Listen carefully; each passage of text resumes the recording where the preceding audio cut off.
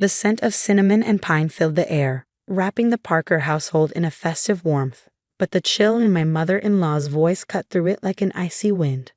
Those foster kids aren't real family, Emily. I can't believe you're bringing them to our annual portrait session. I stood in her immaculate kitchen, fingers tightening around the pie dish I had spent the morning baking. Across from me, Sandra adjusted a gleaming ornament on her perfectly curated Christmas tree, as if she hadn't just dismissed the 3 children who had brought light back into my life. At 34, I never imagined I'd have to justify my place as a mother, especially not to a woman who had spent the last decade reminding me that I couldn't have real children of my own. They have names, Sandra, I said, keeping my voice steady despite the fire simmering beneath my skin. Lily is 7, Marcus is 10, and Jack is 13, and they are as much a part of this family as anyone else. Sandra turned, her manicured hands clasped primly in front of her designer sweater. "Oh, honey," she cooed, the condescension in her tone as sharp as ever. "I know you mean well, but these temporary arrangements aren't the same as real grandchildren. I can't get attached to children who might disappear in a few months." The irony of her words nearly made me laugh. If only she knew. If only she understood who these children truly were. But that revelation wasn't for tonight. Not yet. "They're not temporary," I said, setting the pie down on her pristine marble countertop. "I'm in the process of adopting them." The ornament in her hand slipped, shattering against the hardwood floor. "Adopting?" she echoed, her voice rising an octave. "Without consulting the family? What about Robert's inheritance, his family name?" Right on cue, my husband walked in, arms full of carefully wrapped gifts. I'd asked him to leave the kids in the car until I had spoken to Sandra, and judging by her reaction, that had been the right call. "What's wrong with adoption, Mom?" Robert asked, setting the gifts beside my pie. "Emily's been fostering them for 8 months. They're amazing kids." Sandra's lips pressed into a thin line. "Amazing or not, they aren't Parkers. They don't share our blood, our history. What will people at the country club think?" Robert's hand found mine, his grip warm and reassuring. He knew how much Sandra's words stung, how they reopened wounds we had spent years trying to heal. We have fought for a family, suffered through 3 miscarriages, and finally made peace with the idea that biology did not define love.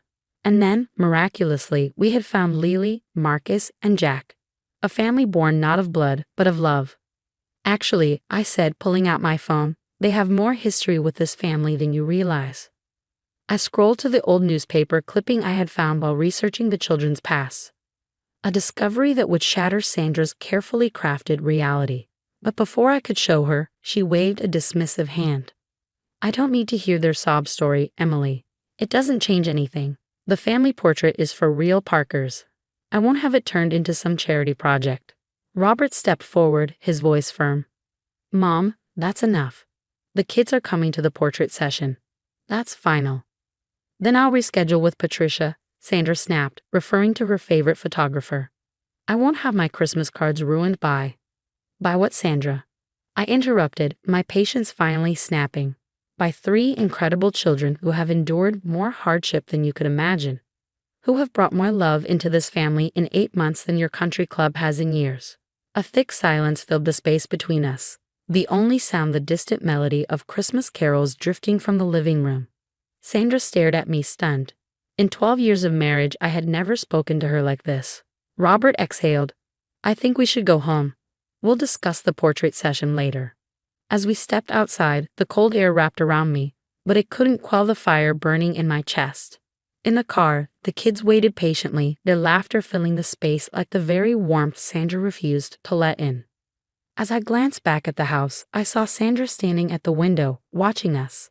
I thought of the envelope tucked safely in my home office. The DNA test results proving that Lily, Marcus, and Jack weren't just any children. They were the grandchildren of Sandra's long-lost sister, the woman she never spoke about, the secret she had buried for decades. Tomorrow's portrait session would change everything. Robert squeezed my hand as he drove, his silent support grounding me. "You okay?" he asked softly. I exhaled, gazing at the kids in the backseat, their faces alight with excitement over what movie to watch that night. "I will be," I said, a small smile tugging at my lips. "Because family isn't about blood. It's about love." But in this case, it just so happened to be both. And Sandra Parker was about to learn that in the most unexpected way possible. The morning air was crisp, the kind that turned breath into clouds and painted the sky a sharp winter blue, perfect for family portraits. As I carefully braided Lily's dark curls, I couldn't help but notice how much she resembled the old photographs I found of Sandra's sister. Those same deep brown eyes, that same quiet, knowing smile. "Do you think Grandma Sandra will like my dress?" Lily twirled in her blue velvet dress, the fabric catching the light as she spun. It matched her brother's sweaters, a deliberate choice. The hope in her voice made my chest tighten. "She's going to love it, sweetheart," I assured her, even as doubt curled in my stomach. Could Sandra truly be called Grandma yet? The DNA results in my purse suggested she could, but acceptance was something else entirely.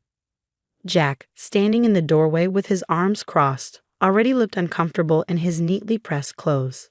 "She won't. She hates us," he muttered, his voice carrying the blunt certainty of a 13-year-old who had seen too much. "She doesn't hate you," Robert said as he stepped up behind Jack, resting a steadying hand on his son's shoulder. "She's just set in her ways, but she'll come around." His gaze met mine, a silent determination there mirroring my own. Today would change everything. When we arrived at the portrait studio, Sandra was already there, instructing Patricia, the photographer, with clipped precision. Her expression tightened as we entered, her eyes scanning our coordinated outfits before landing on the children. "I see you brought everyone," she said, the smile on her lips not quite reaching her eyes. "Of course we did, Mom," Robert replied evenly. "We're all family here." Before I could stop him, Marcus, the quietest of the three, stepped forward. "Mrs. Parker, I have something to show you." He reached into his pocket and carefully unfolded a photograph. A faded image of his birth mother, Sandra's niece, taken just months before the accident that had left the children orphaned. Sandra's face paled as she stared at the picture. Her fingers trembled as she reached for it. "Where did you get this?" she whispered. "It was my mom's," Marcus said, holding his head high. "She told me it was taken at Pine Grove." I saw the name hit Sandra like a blow. Pine Grove. The family's summer home, the place she and her sister, Catherine, had spent childhood summers before their relationship fractured beyond repair. Sandra turned sharply toward me. "Emily," her voice was taut, controlled. "What is this about?" I exhaled, acutely aware of the photographer's assistant pretending not to eavesdrop. Maybe we should step outside for a moment. But Sandra didn't move. Her grip on the photograph tightened. "No, I want to know now." I reached into my purse, my fingers brushing against the neatly folded DNA test results. "These children," I said quietly, "are Catherine's grandchildren. Their mother, Sarah, was your niece." I discovered the connection while researching their background for the adoption. Silence settled over the studio, thick and heavy. Even the children, normally so restless, stood frozen. Sandra's lips parted, but no words came at first. Her gaze flickered over the kids, taking them in, truly seeing them for the first time. "Catherine," she murmured, and for the first time in 12 years, I saw unshed tears in my mother-in-law's eyes. "I haven't spoken to her since." "Since she married someone you didn't approve of," I finished gently. "These are her grandchildren, Sandra. Your family, the family you said didn't belong in your portraits." Sandra sank into the nearest chair, still staring at the photograph. "Sarah," she whispered. "I never even knew she had children. After Catherine left."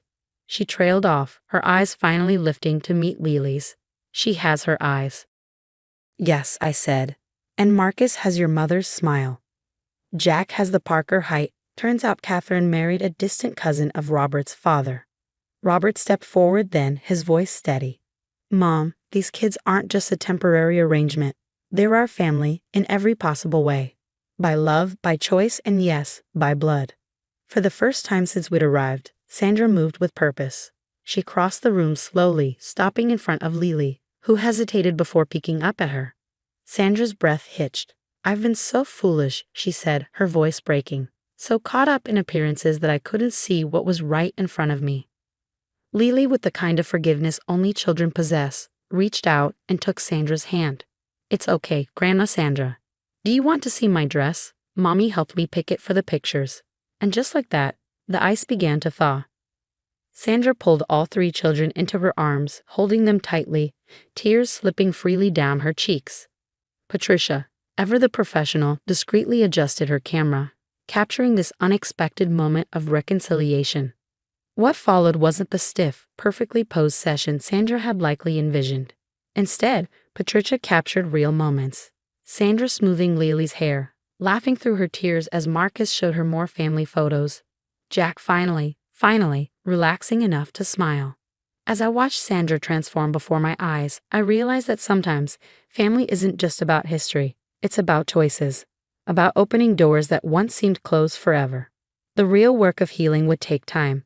But as Sandra fussed over her children, straightening their collars, brushing away stray strands of hair, I knew we had taken the first step toward becoming the family we were always meant to be. The changes in Sandra over the next few months were remarkable to watch.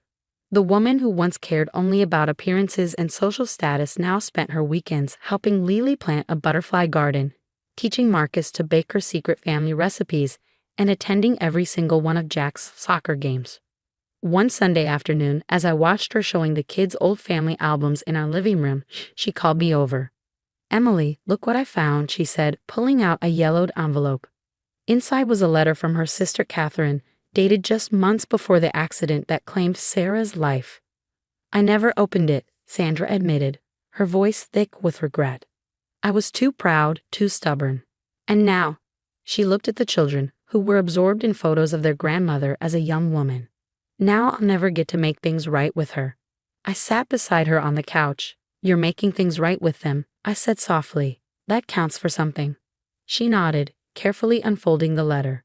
As she read, tears rolled down her cheeks. "She wanted to reconcile," she whispered. "She wrote about Sarah, about the kids. She wanted us to be a family again. And now we are," Robert said, joining us with a tray of hot chocolate. Another new tradition Sandra had started. Just not in the way anyone expected. The transformation wasn't just in Sandra's relationship with the kids. She'd become a different kind of mother-in-law to me too. Gone were the subtle jabs about my inability to have biological children, replaced by genuine appreciation for how I brought her family back together. One evening, as we prepared for another family dinner, now a weekly occurrence, Sandra pulled me aside. "I've been thinking," she said, nervously smoothing her skirt. "I'd like to set up a trust fund for the children's education. Not because they need to meet some social standard," she added quickly, "but because it's what Catherine would have wanted for her grandchildren." I hugged her, something that would have been unthinkable a few months ago. "She would have loved that," I said. "And she would have loved seeing you with them now." The adoption became final on a bright spring morning. Sandra sat in the front row of the courthouse, beaming with pride as the judge made it official. The kids were legally ours, though they'd been ours in heart since the day they arrived. "You know," Sandra said at the celebration lunch afterward, "I always thought family was about maintaining the Parker name, about keeping our bloodline pure and proper." She looked around the table at our beautifully blended family, Robert and me, the kids, even Patricia, the photographer who'd become a close friend. "But real family is this. It's love and forgiveness and second chances." Lily climbed into her lap, something that now seemed perfectly natural. "Tell us more about Grandma Catherine," she asked, a request that had become common at family gatherings.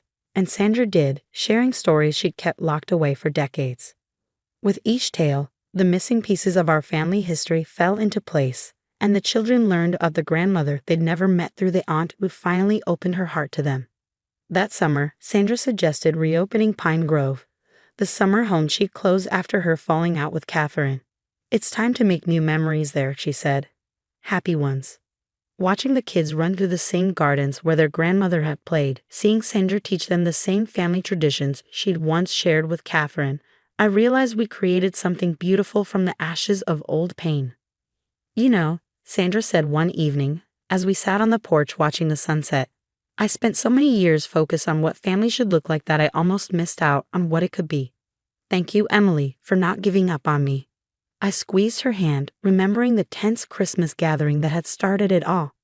"Thank you for being brave enough to change." The sound of laughter drew our attention to the yard, where Robert was chasing the kids through the sprinkler, all of them soaked and happy. Sandra's perfect lawn was getting muddy. Her carefully tended flowers were slightly trampled, and she didn't seem to mind at all. Catherine would have loved this, she said softly. She always said I needed to loosen up, to see that life was meant to be lived, not just photographed and displayed. As if to prove her point, Lily ran up and pulled us both into the water fight, designer clothes and all.